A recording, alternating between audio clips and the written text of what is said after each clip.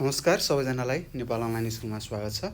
यहाँ तपाईले कक्षा नर्सरीदेखि मास्टरसम्मका कुनै पनि विषयहरू निशुल्क रूपमा पढ्न सक्नुहुनेछ र तपाईहरुलाई पढ्न सजिलो होस् भनेर हामीले विभिन्न कक्षाहरूको भिडियोहरू बनाएर हरेक पाठका भिडियोहरू बनाएर हामीले हाम्रो युट्युब च्यानल नेपाल अनलाइन स्कुलमा राखिसकेका छौं र मलाई विश्वास छ तपाईहरुले हाम्रो च्यानलदेखि पढिरहनु भएको छ, धेरै कुराहरू सिकिरहनु भएको छ हैन। र त्यस्तै केही त्यस्ता प्रश्नहरू छन्, केही कुराहरू बुझ्नु भएको छैन भने तपाईले हामीलाई यो नम्बर 9849595895 मा सम्पर्क गरेर आफूले नजानेका प्रश्नहरू हामीलाई सोध्न सक्नुहुनेछ र मलाई विश्वास छ तपाईहरुले नजानेका कुराहरू सोध्नुहुनेछ। र त्यसैगरी भाइ बहिनीहरू के छ कस्तो छ तपाईहरुलाई भन्नुस् है। चित्रहरू कोरिरहनु भएको छ त? हामीले त यो सृजनात्मक कला भन्ने एकै सुरु गरिसकेका छौं हैन। दृश्य कला त्यस्तै तपाईले पाठ 1 मा हैन आफ्नो मनमा लागेका कुराहरू के हुन्, कस्तो कस्तो हुन सक्छ, डर लागेको कुराहरू हुन सक्छ हैन। त्यस्तै मैले रुखबाट खसेको चित्रहरू बनाएको थिएँ। तपाईहरुले पनि आफ्नो मनमा लागेका, आफ्नो डरमा लागेका त्यस्ता घटनाहरूको चित्रहरू बनाइसक्नु भएको छ होला हैन। यो अब चित्र बनाउने हो हैन, के कति बुझ्नु भयो भन्ने कुरा यसमा सोध्न त मिल्दैन हैन। तपाईले जे जस्तो चित्र जान्नु भएको छ त्यस्तै गराउनु पर्ने हुन्छ है त। र त्यसैगरी अब हामीले सृजनात्मक कला त सुरु गर्यौं, त्यसको पाठ 1 पनि पढिसकेका छौं हैन। त्यस्तै आज हामी पाठ 2 पढ्न जाँदैछौं। थोरै छ, हामी छोटो छोटो भिडियो हुनेछ, बढीमा बढी 10 देखि 15 मिनेट हैन। त्यस्तो आत्तिनु पर्ने हुँदैन, ए सरले त थोरै पढायो हैन, त्यस्तो कुरा मनमा लाग्न सक्छ। अथवा धेरै पढाउनु भयो, किन पढाएको होला यति धेरै भन्ने जस्तो कुराहरू आउन सक्छ। अब त्यो विषयवस्तु अनुसार हुन्छ है त। कुनै कुरामा अलि धेरै बुझाउनु पर्ने हुन्छ, कुनै कुरामा अलि ठिकै बुझाउनु पर्ने हुन्छ हैन। विद्यार्थीलाई कति बुझाउँदाखेरि ठिक हुन्छ भन्ने कुराहरू हामीले क्याल्कुलेसन गरेर तपाईहरुलाई पढाइरहेका हुन्छौं हैन। त्यस्तो आत्तिनु पर्ने हुँदैन। र त्यस्तै आज हामीले पाठ 2 पढ्न सुरु गर्दैछौं र पाठ 2 मा रहेको रहेछ हेर्नुस् त, रुख बिरुवा र वातावरणको चित्र कोरौं भनेको छ हैन। रुखको हैन, त्यस्तै बोट बिरुवाहरूको वातावरणको चित्र कोर्ने भनेको छ। त्यस्तै तपाईहरुलाई थाहा छ रुख भनेको के हो, बिरुवा भनेको के हो, सबै थाहा छ नि हैन। तपाईले आफ्नो वरिपरि हेर्नुस् हैन, घरबाट बाहिर निक्लिनुस्, वरिपरि हेर्नुस्, के देख्नुहुन्छ? हिमाल देख्नुहुन्छ, घरहरू देख्नुहुन्छ, रुख बिरुवाहरू होला, कसैको घरको अगाडि कुलो होला, खोला होला हैन, हिमाल देख्नुहुन्छ होला हैन, पहाडहरू भए, यी सबै के हुन् त हाम्रो वातावरण हुन् है त। हाम्रो घरको वरिपरिका ती सबै अवस्थाहरू हामीले के देख्छौं, हाम्रो आँखाले के देखिन्छ हैन, यी सबैलाई हामीले के भन्छौं, हाम्रो वातावरण भन्छौं है त। त्यस्तै हाम्रो वातावरणमा विभिन्न प्रकारका जनावरहरू हुन्छन् हैन। त्यस्तै रुख बिरुवाहरू हुन्छन्, पहाड हुन्छ, हिमाल हुन्छ, खोला हुन्छ, नदी हुन्छ, नाला हुन्छ, झरना हुन्छ हैन। यी सबै के रहेछन् त? त्यस्तै हाम्रो छिमेकीहरू पनि के हुन् त? हाम्रो वातावरणमै पर्छन् है त। हाम्रो वरिपरिको सेरोफेरोलाई हामीले वातावरण भन्छौं भन्ने कुरा हामीले बुझिसकेका छौं है। त्यस्तै आज हामीले अब रुख बिरुवाहरूको चित्रहरू कोर्ने यस्ता कुराहरू हामीले सिक्ने छौं। सामान्य कुरा हैन। तपाईहरुले चित्र बनाइसक्नु भएको छ यिनीहरुको हैन। त्यही पनि पुस्तकमा दिएको कारणले हामीले पढिरहेका छौं। यो सरले किन यस्तो पढाउनु भयो होला हैन, यो त हामीले जानिसकेका छौं जस्तो लाग्न सक्छ, तर हामीले अभ्यास चाहिँ गर्नुपर्ने हुन्छ है त भाइ बहिनीहरु। अभ्यास गर्न हामीले छोड्नु हुँदैन ल। त्यस्तै अब यहाँ दिएको रहेछ हेर्नुस्, आफ्नो घर वा विद्यालय वरिपरि रहेका रुख बिरुवा वातावरणको चित्र कोर्दा हामीले आफ्नो संसारलाई बुझ्न सक्छौं भनेको छ हेर्नुस्। अब हामीले आफ्नो वातावरणलाई बुझ्यौं भने हैन, मानौं हैन, हामीले हाम्रो वातावरणलाई बुझिसकेका छौं भने हामीले के बुझ्छौं, ए संसार यस्तै त रहेछ हैन। जताकतै रुख बिरुवाहरू हुने रहेछन्, खोला नालाहरू हुन्छन्, कुनै ठाउँ अग्ला अग्ला पहाड हुन्छन्, कुनै ठाउँ समतल जमिन हुन्छ हैन। रुख बिरुवाहरू हुने रहेछन्, घरहरू हुने रहेछन् हैन, रुख त्यस्तै जनावरहरू हुने रहेछन् भन्ने कुरा हामीलाई थाहा नै छ। यी सबै के रहेछन् त? वातावरण रहेछन्। र वातावरणलाई बुझ्नु भनेको के रहेछ त? यो संसारलाई, यो सृष्टिलाई बुझ्नु हो भनेर यहाँ दिएको छ। त्यस्तै आफूले देखिरहेको वस्तुहरूको बारेमा हैन विस्तृत ज्ञान पाउँछौं। विस्तृत भनेको के हो?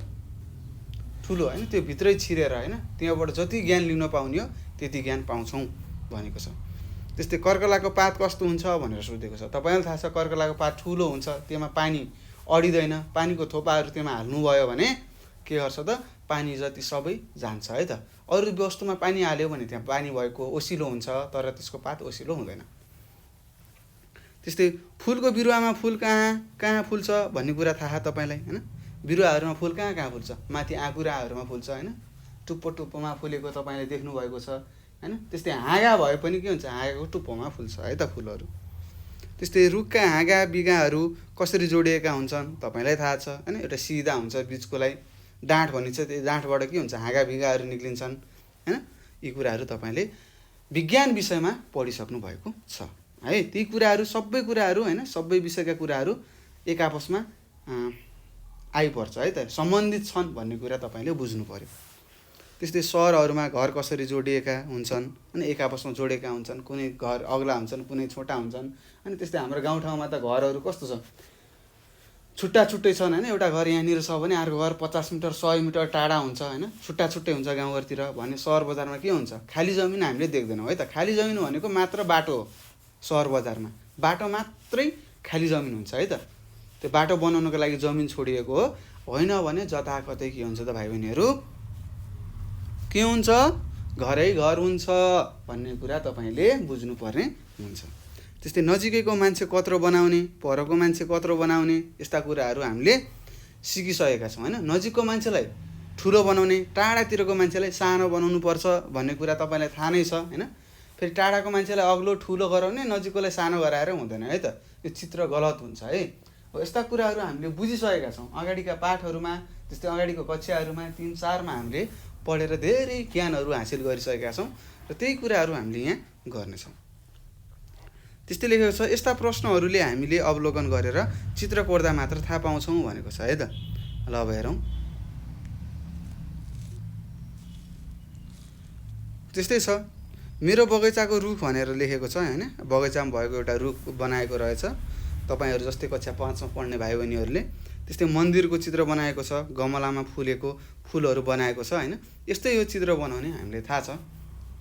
अब हामीलाई अभ्यास दिएको छ, अभ्यासहरू गरौँ है त। म पनि गर्छु, तपाईँहरूले पनि आफ्नो कपीमा गर्नु होला। त्यस्तै छ, बगैँचामा वनको छेउमा वा कुनै पार्कमा जाऊ हैन। अब तपाईँलाई कहाँ जानु मन लाग्छ, बगैँचा छ, बगैँचामा जानुहोस्, अथवा कतै वन छ तपाईँको घरभन्दा अगाडि नजिकै वन छ भने वनमा जानुहोस्, र कुनै पार्कमा जानुहोस् हैन। पार्कहरू त छ होला पक्कै पनि, खेल्ने ठाउँहरू हैन, मान्छेहरू आएर बस्ने ठाउँहरू। अथवा त्यो पार्क पनि छैन भने चौतारी त छ पक्कै पनि, चौपारी अथवा चौतारी भन्नुहुन्छ, त्यहाँ जानु होला। त्यहाँ भएका रुखहरू, हाँगा बिगाहरू र वा पातहरूको अवलोकन गरेर चित्र बनाऊ भनेको छ। हामी कहाँ कहाँ जानु पर्यो भन्नुहोस् त, कि त वनको छेउमा, कि त बगैँचामा, कि त पार्कमा जानु पर्यो। अनि हामीले के गर्नु पर्यो त, त्यहाँ भएका एउटा रुखको चित्र बनाउनु पर्यो भनेको छ। ल हेर्नुहोस्, अब म चित्र बनाएर देखाउँछु, तपाईँहरूले पनि बनाउनुहोस् है त। ल बनाऊ, हेर्नुहोस्, एउटा रुखको हाँगा भयो, के भन्छ यसलाई, डाँठ भयो है। त्यस्तै अब जमिन मुनि त जराहरू हुन्छन्, यो हामीले देख्दैनौँ। त्यस्तै यहाँ देखिन हाँगा बिगाहरू यसरी फाटिएको देख्न सक्छौँ हैन। यी हाँगाहरू भयो यी हैन। त्यसै रुख कस्तो हुन्छ, झुम्म परेको हुन्छ, यी सबै के हुन् त, पातहरू हुन् है त।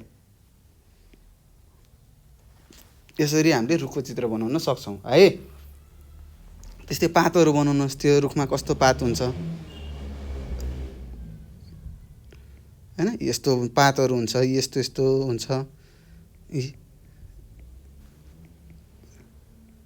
कुनै पात, मकैको पात लामो हुन्छ, तपाईँलाई थाहा छ हैन, त्यसमा सिधा सिधा रेसाहरू हुन्छन्। यसरी तपाईँले बनाउनु पर्ने हुन्छ। यो के हो, यो रुखको चित्र हो। के को चित्र हो भाइ बहिनीहरू, रुखको। त्यस्तै यी पातहरूको है त, पातहरू भनेर मैले लेखेँ। त्यस्तै तपाईँले बनाउनु होला। त्यस्तै तपाईँले हेर्न सक्नुहुन्छ प्रश्न नम्बर 2मा, फुल फुलिरहेको बिरुवाको अवलोकन गरी चित्र बनाऊ भनेको छ। फुल फुलेको है, जस्तै यो एउटा मैले गुलाबको फुल बनाउन थालेँ। ल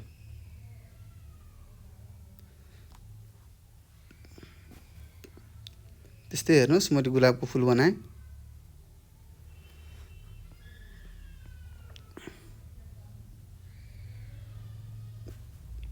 गुलाबको फुल हो है। त्यस्तै पातहरू हुन्छ, यस्तो पातहरू हुन्छ हैन। सरी, त्यस्तै काँडाहरू हुन्छन् हैन, यी काँडाहरू हुन्।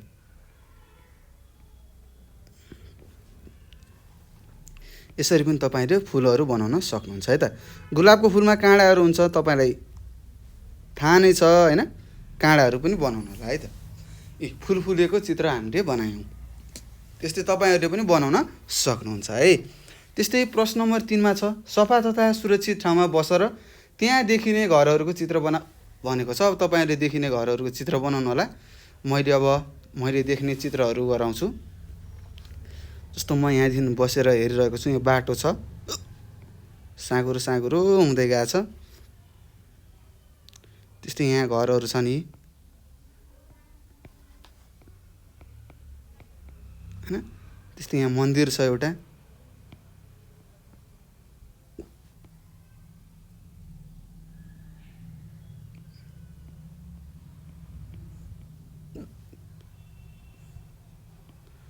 मन्दिर यस्तै हुन्छ नि, घट्दै घट्दै घट्दै जान्छ है। त्यस्तै यहाँ झण्डा, मन्दिरको माथि झण्डा बनाए। त्यस्तै यता ठुल्ठुला बिल्डिङहरू छ नि, एक आपसमा जोडिएका बिल्डिङहरू भए, अनि तल्लाहरू यिनीहरू।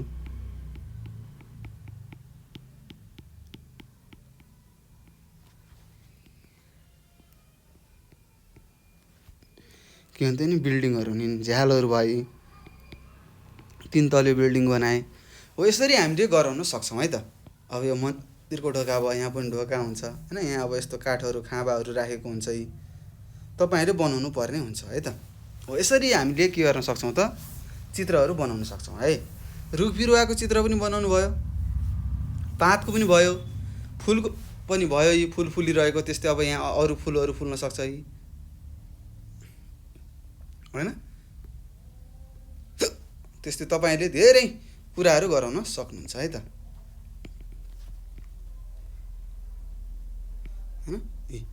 फुलहरू यस्तो फुलेका हुन्छन्, यसरी तपाईले गराउन सक्नुहुन्छ। र यसरी हामीले यो पार्ट 2 सकिसकेका छौं भाइ बहिनीहरू।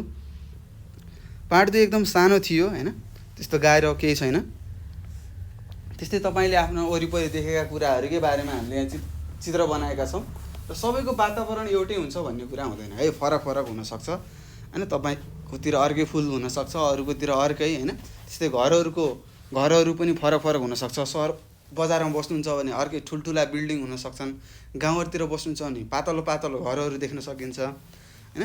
यसरी तपाईहरुले गराउनु होला। र के त्यस्ता प्रश्नहरू छन्, के कुरा बुझ्नु भएको छैन भने तपाईले हामीलाई 98 4 95 8 मा फोन गरेर आफूले नजानेका प्रश्नहरू हामीलाई सोध्न सक्नुहुनेछ। र त्यस्तै यही नम्बरको WhatsApp-मा भयो हैन। त्यस्तै भाइबरमा, त्यसैगरी टेलिग्राममा मेसेज गरेर पनि आफूले नजानेका प्रश्नहरू हामीलाई सोध्न सक्नुहुनेछ। र यो नम्बर चाहिँ तपाईले भुल्नु भएन है, घोकेर भए पनि राख्नुहोस्, कि त लेखेर राख्नुहोस्, हैन भने दिमागमा छाप्नुहोस् है। केही कुराहरू त्यस्ता अप्ठ्यारो कुराहरू आउन सक्छ, त्यतिखेर तपाईले हामीलाई सोध्न सक्नुहुनेछ भन्दै म तपाईहरु सामूबाट बिदा हुन चाहन्छु। हस्त नमस्कार, तपाईको दिन शुभ रहोस्।